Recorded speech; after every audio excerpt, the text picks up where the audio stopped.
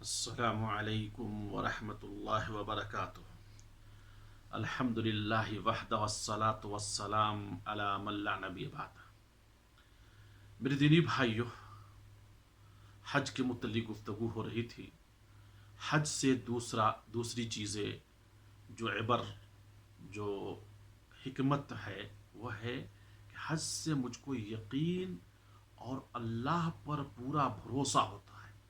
اللہ پر یقین اگر حج پر غور کرے، وہ ہے عبداللہ بن عباس رضی اللہ تعالی عنہ رضی اللہ تعالی عنہما کہتے ہیں، جب ابراہیم علیہ السلام ہاجرہ کو لے کر اور اپنے اس بیٹے اسماعیل علیہ السلام کو لے کر خانہ کعبہ کے پاس لا کے ڈال دیے، اور لانے کے بعد جب وہ واپس چلے جاتے ہیں تو ان کے پیچھے ہاجرہ جاتی ہیں، اور ان کے پاس تھوڑا سا کھجور اور تھوڑا سا پانی تھا، اور اسی کو چھوڑ کر چلے جا رہے تھے۔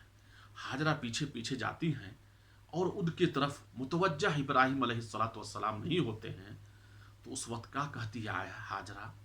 اللہ الذی امرک بہذا، کیا اللہ تبارک و تعالی تم کو اس کا حکم دیا ہے؟ تو ابراہیم علیہ السلام فرماتے ہیں کہ ہاں، اللہ تعالیٰ کا یہ حکم ہے۔ تو کہتی ہے اذن لا یضیعنا، کہ جاؤ، مجھے اللہ ضائع نہیں کرے گا۔ یہ ہمیں یقین، اللہ پر یقین، اللہ پر بھروسہ کا پورا فائدہ دیتا ہے کہ ایک عورت تھی ہاجرہ علیہ السلام، ان کو اتنا یقین تھا کہ جب تک اللہ تعالیٰ کا حکم ہے تو اللہ تعالیٰ ہمیں ضائع نہیں کر سکتا۔ اس سے ہمیں عبرت لینا چاہیے کہ جو بھی اللہ کا حکم ہوگا، اللہ تعالیٰ کا فیصلہ ہوگا، اس پر ہم کو یقین کرنا چاہیے اور اللہ تبارک و تعالیٰ پر بھروسہ کرنا چاہیے۔ اللہ تعالیٰ اپنے بندوں کو کبھی بھی ضائع نہیں کر سکتا۔ دوسری چیز یہ ہے جو اس سے فائدہ ہمیں ملتا ہے، اس سے سبق ملتا ہے، اس جو حکمتیں ہیں اس کا، وہ ہے کہ انسان کو بس مجرد بیٹھ نہیں جانا چاہیے کسی چیز کے لیے، بلکہ اس چیز کو حاصل کرنے کے لیے اسباب تلاش نہ کرنا چاہیے، اور اسباب تلاش کر کے اس پہ کوشش کرتے رہنا چاہیے ہمیشہ، تاکہ وہ چیز حاصل ہو۔ جس طرح سے حاجرہ علیہ السلام کو یقین کامل تھا اللہ پر، توقع بھروسہ تھا کہ اللہ ہم کو ضائع نہیں کرے گا، لیکن اس کے باوجود وہ مطلق بیٹھ نہیں گئی، بلکہ ختم ہونے سے، پانی اور کھجور کے ختم ہونے سے پہلے اسباب تلاشنے لگی، اور کبھی کہاں جاتی ہیں؟ صفا پر، تو کبھی مروہ پر، کبھی صفا پر اور مروہ پر جا کر وہ تلاشتی رہتی ہیں کہ کہیں بھی ہمیں مل جائے، اور اسباب تلاشی، جا کر تلاش رہی ہیں، یہ بھروسے پہ نہیں تھی کہ ختم ہو جائے گا تلاشیں گے۔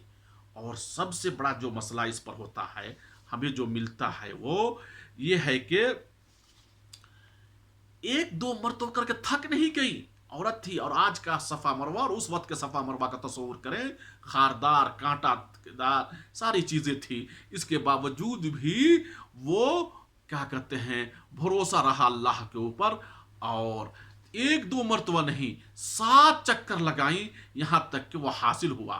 اس سے یہ سبق ملتا ہے ہمیں کہ اسباب تلاش ہو، اور اسباب تلاش کے بیٹھو نہیں، اس وقت تک اس سبب کے ذریعے اللہ کے دربار میں کوشش کرتے رہو جب تک کہ آپ کو وہ چیز نہ مل جائے، جس طرح سے ہاجرہ علیہ السلام کو یہ چیز مل گئی۔ اسی طرح سے ہمیں اللہ تعالیٰ کے حکم پر، اوامر پر بالکل فوراً بجا لانا چاہیے سے، جس طرح سے ابراہیم علیہ السلام کو حکم ہوا اپنے بیٹے کو ذبح کرو، اور آپ نے ذبح کرنے کے لیے فوراً قیل و قال نہیں، اور بیٹے نے بھی فوراً کہا کہ آپ فوراً کر لیجئے، اللہ کا حکم ہے۔ اس سے یہ معلوم ہوتا ہے کہ اللہ تبارک و تعالیٰ کے حکم میں ذرا سا تردد یا کسی طرح کا اشکال نہیں آنا چاہیے، اور نہ حکمت نہ علت، کچھ بھی سوال نہیں کرنا چاہیے۔ اللہ کا حکم ہے، اس کے رسول کا حکم ہے، فوراً بجا لانا چاہیے، یہی ہماری اہم چیز ہے۔ اسی طرح سے اور ہم کو یہ تکرار، ہر چیز کا تکرار جو ہوتا ہے حج میں، وہ ہم کو یہ بھی دلاتا ہے کہ ہم مایوس مت ہوں۔ اسی طرح اس سے ایک اور عبرت حاصل ہوتی ہے، وہ ہے کہ شیطان ہمارا بالکل کھلا ہوا دشمن ہے، اور اللہ تبارک و تعالیٰ خود کہا ہے ان الشیطان لکم عدو فاتخذوه عدوا، کہ شیطان تمہارا کھلا ہوا دشمن ہے، اور اس کو دشمن ہی سمجھو۔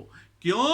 اس لیے کہ ابراہیم علیہ السلام کو بھی اس نے بہکایا تھا، لیکن اس کے چکر میں ابراہیم علیہ السلام نہیں آئے اور اپنا حکم کو بجا لایا۔ اس کے بعد اللہ تعالیٰ نے ابراہیم علیہ السلام کو روکنا چاہا، اللہ تعالیٰ نے کنکری مارنے کا حکم دیا۔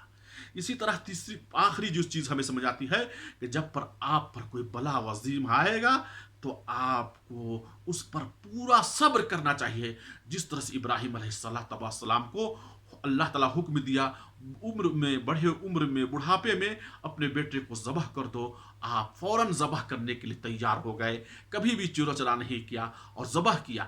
یہ سب سے بڑا امتحان تھا اور اس پر صبر کیے۔ صبر کرنے پر اللہ تبارک و تعالیٰ اس بلا سے، اس مصیبت سے، اس امتحان سے کامیاب کرتا ہے، جس طرح اللہ تبارک و تعالیٰ ابراہیم علیہ السلام کو کامیاب فرمایا، اور اس کے بعد اللہ تبارک و تعالیٰ نے اس کے بدلے میں ہمیں کیا دیا؟ اللہ تعالیٰ نے قربانی کی سنت دی جو ہمیں ادا کرنا ہے۔ آخر میں دعا ہے کہ اللہ تبارک و تعالیٰ حج کی ان تمام حکمت و عبرت سے ہمیں درس لینے کی توفیق عطا فرمائے۔ وآخر دعوانا الحمدللہ رب العالمین، والسلام علیکم ورحمۃ اللہ وبرکاتہ۔